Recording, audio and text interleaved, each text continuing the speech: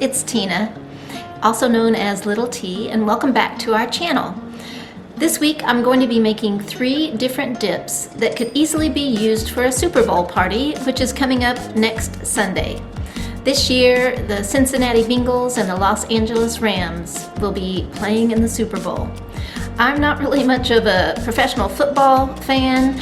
I did watch a lot of college football growing up. My dad and I would sometimes go to the games together at our local university when my mom didn't want to go, and we did watch a lot of college football on TV. But I know the Super Bowl is a great time for people to get together and have parties and serve lots of fun foods, finger foods, dips, and the like. So I thought I would put together 3 different dips. They are all plant-based, and make them for you so that you would have some ideas if you're going to have a party. One of the recipes is really easy to do. It's just opening some cans, doing a little chopping, and tossing it all together. It's based on a recipe that my mom used to make. I've tweaked it a little bit, as I usually do. And 2 of the other dips are a little more involved, but yet they're easy to make ahead of time and will just stay in the fridge until you are ready to pull them out. So let's get to cooking.